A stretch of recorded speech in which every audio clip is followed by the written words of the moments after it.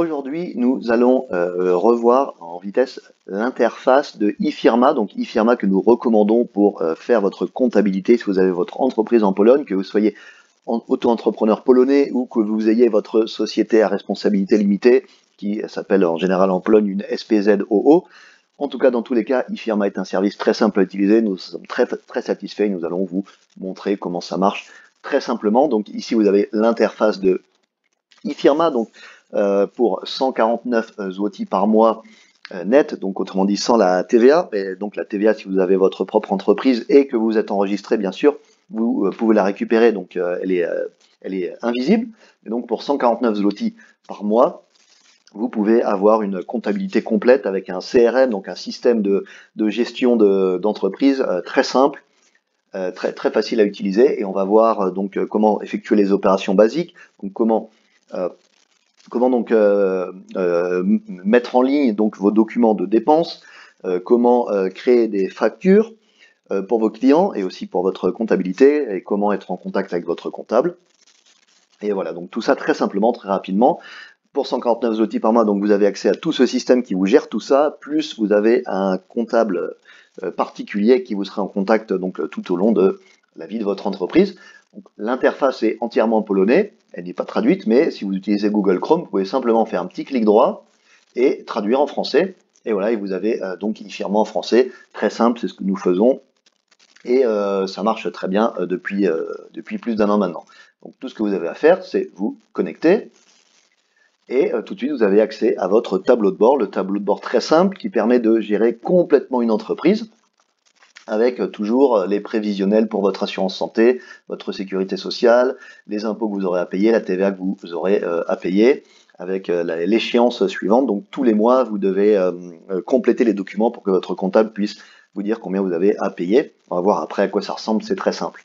Donc les opérations de base, c'est par exemple, vous avez une dépense, donc par exemple, nous sommes allés au restaurant, nous avons une facture de restaurant. Tout ce que nous avons à faire, c'est la mettre en ligne, donc en l'occurrence, on l'a déjà fait, mais il suffit de glisser, déplacer le fichier, et après d'aller voir vos documents électroniques. Dans vos documents électroniques, vous avez tous les fichiers qui apparaissent ici. On va peut-être, on va simplement le refaire, donc je supprime le fichier, et je le remets, donc une dépense de restaurant, voilà, j'ai juste glissé déplacer le fichier.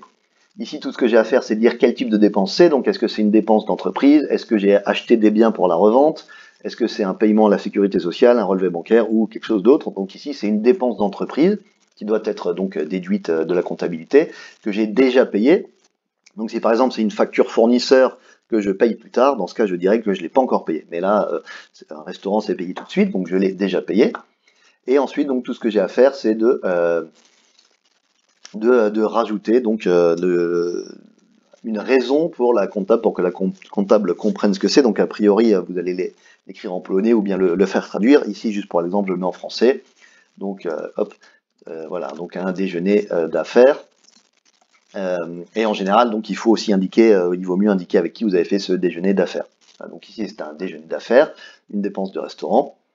Et voilà, donc c'est tout ce qu'il y a à faire. Ici, vous avez la vue de tous vos documents pour le mois, et aussi plus bas donc les documents annexes. Donc par exemple, ici, j'ai une confirmation de paiement aux ZUS, donc à la sécurité sociale polonaise.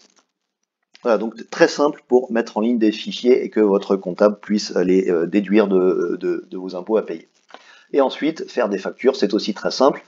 Tout ce que vous avez à faire, c'est aller ici sur facture. Vous pouvez choisir le type de facture, donc facture nationale en Pologne, autre type de facture. Et vous avez différents types de factures prédéfinis. Donc nous, ce que nous faisons, nous avons en général les factures qui se répètent sur les mois, donc puisque c'est les mêmes clients ou les mêmes types de produits. Donc si c'est les mêmes clients, tout ce qu'il y a à faire, c'est changer le montant. Si c'est le même type de produit, simplement on copie une facture une facture précédente, on change le client et on change le montant. Et voilà, donc très simple, ça prend quelques secondes. Et donc ce qu'on va faire, par exemple, on va aller dans les factures. Donc là, en janvier 2023, on n'a aucune facture. Donc ce que je vais faire, je vais aller dans le mois comptable précédent, sélectionner la facture. Donc là, par exemple, cette facture-là, et je clique simplement sur copier. Voilà, donc j'ai copié la facture. Tout ce que j'ai à faire ici, c'est choisir la date d'émission, être sûr que les dates sur la facture soient les bonnes. changer éventuellement le client si le client n'est pas le bon. Donc par exemple ici c'est un client aux États-Unis, donc c'est une facture sans TVA. Donc si vous travaillez avec, par exemple beaucoup avec la France, il y a aussi des chances que vous ayez beaucoup de ce type de facture sans TVA. Mais si vous travaillez en Pologne, en général, il y aura toujours de la TVA. En Pologne en particulier, et plus généralement, si vos clients sont dans l'Union européenne, il y a beaucoup de chances que vous ayez aussi la TVA. Donc faites attention à ça et discutez-en avec votre comptable au besoin. Donc là, par exemple, j'ai une facture, voilà, donc tout ce que j'ai à faire, c'est puisque c'est le même type de service que la dernière fois, donc changer le prix, donc combien le client m'a payé ou doit me payer, changer le moyen de paiement.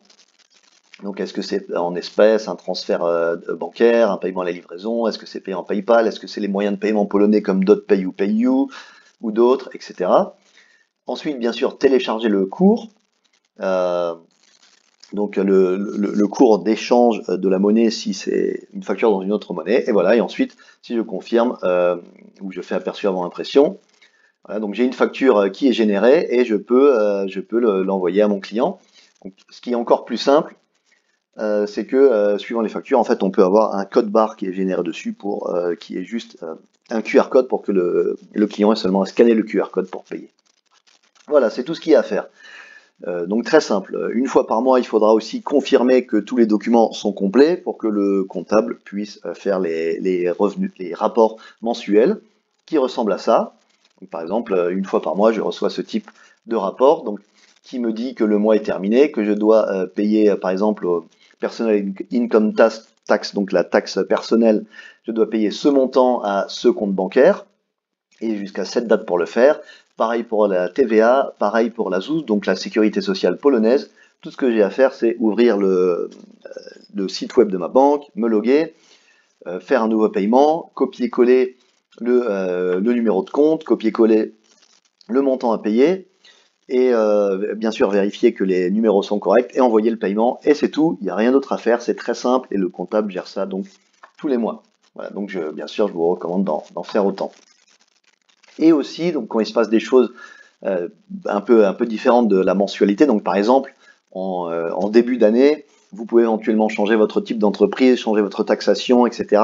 Donc votre comptable vous enverra des emails, vous expliquera comment ça marche, ce que vous pouvez faire, vous enverra des liens vers plus d'explications pour comprendre ce que les changements impliquent, pour vous faire votre propre idée si ces changements sont bons pour vous ou pas. Donc un comptable ne peut pas vous faire de recommandations, c'est interdit, mais il peut vous dire où trouver l'information par vous-même, et après c'est à vous éventuellement de consulter un expert pour voir si ça vous convient ou pas.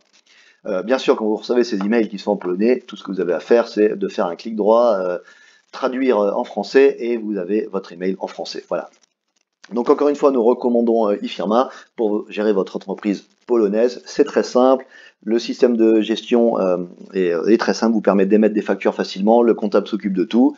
Donc encore une fois, ça se répète, mais c'est très simple, efficace, et on vous recommande bien sûr de l'utiliser. Merci.